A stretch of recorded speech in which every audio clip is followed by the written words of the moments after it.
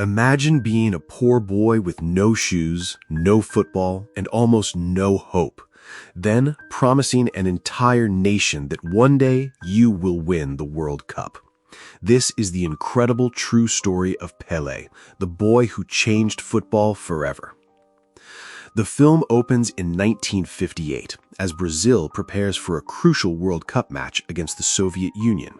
The stadium is packed, but many critics still doubt Brazil's style of play. Inside the locker room sits the youngest player in the tournament, Pelé. The story then travels 8 years into the past. In a poor Brazilian neighborhood, a group of children work as shoe shiners and dream of becoming football stars. Since they cannot afford a real ball, they stuff old clothes into socks and create one themselves. Among them is a boy named Dico. Every day, he and his friends play across rooftops, keeping their homemade ball from touching the ground.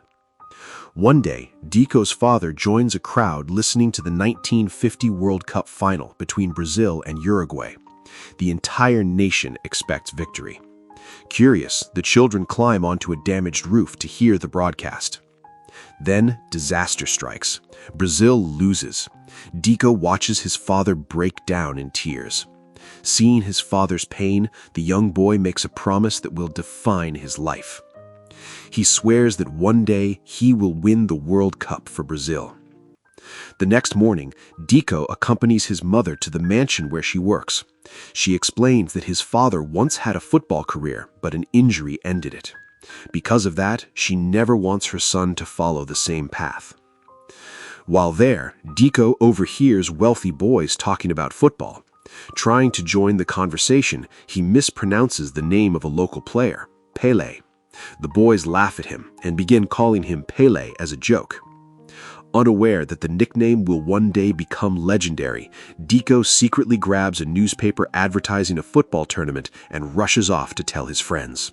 Dico and his friends enter the tournament despite having no uniforms, no equipment, and no shoes. What they lack in resources, they make up for with skill and determination. To everyone's surprise, they defeat team after team and eventually reach the final.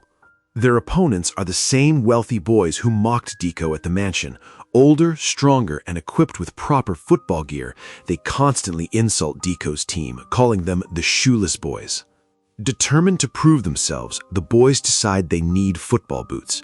To earn money, they steal peanuts and try to sell them at a market. While selling the peanuts, they run into their rivals again. The insults continue until Dico finally loses his temper and punches the opposing captain, triggering a fight. Later, Dico's father reveals that he knows the truth. Instead of punishing his son, he gives him valuable advice. He tells Dico that anger will only hold him back. True victory comes from answering opponents with skill. Those words stay with Dico as the championship match finally arrives. The crowd cheers loudly for the wealthy team while mocking Dico by chanting Pelé. Dico and his friends proudly wear their newly acquired boots. But the boots are far too large. Unable to move properly, they quickly fall behind. Before long, the score reaches 6-0. Frustration builds inside Dico. For a moment, he nearly loses control. Then he sees his father watching from the stands and remembers his advice. Dico removes the oversized boots and begins playing the way he learned on the streets. His dribbling amazes everyone. He scores, and soon his teammates remove their boots as well. Suddenly, everything changes. The shoeless boys launch an incredible comeback, scoring again and again until the score becomes 6-5. They ultimately lose the match, but they win something even greater, the respect of the crowd, who now chant the name Pelé with admiration. After the game, trouble arrives. The peanut seller and his men spot the boys and chase them into a forest. As they run through the rain, one of Pelé's friends falls. Refusing to abandon him, Pelé stays behind to help. Moments later, a landslide crashes through the area. One of the boys is buried beneath the mud and dies. Devastated, Pelé blames himself for the tragedy and breaks down in front of his mother. Hoping to help his son heal, Pelé's father takes him to work and spends time with him. He juggles mangoes, performs tricks, and slowly encourages Pelé to smile again. Eventually, father and son begin practicing together using mangoes as makeshift footballs. Years later, Pelé's talent finally catches the attention of scout Waldemar de Brito, who invites him to join Santos Football Club. But professional football proves difficult.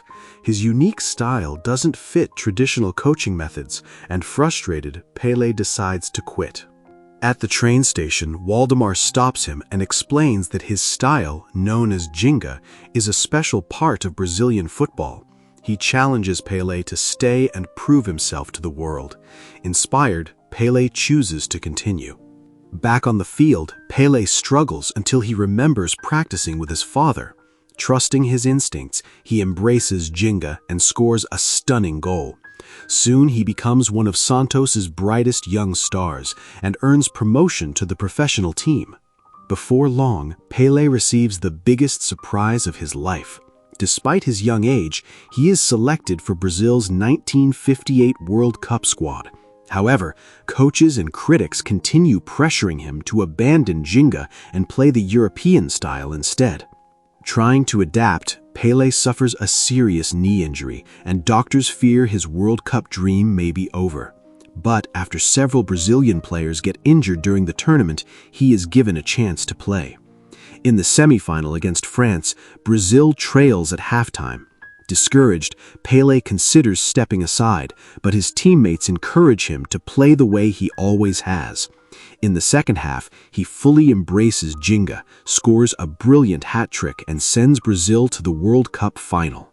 Before the final, Sweden's coach mocks Brazil's style and predicts another heartbreaking defeat. Team morale drops, but Pelé helps bring his teammates together and reminds them to enjoy the game. When the final begins, Sweden scores first, but Brazil quickly finds its rhythm. Playing with confidence and freedom, they launch a remarkable comeback. Pelé contributes as Brazil defeats Sweden 5-2 and wins its first World Cup in history. The boy who once played barefoot with a homemade ball has finally fulfilled his childhood promise. Pelé becomes a national hero and one of the greatest footballers the world has ever seen.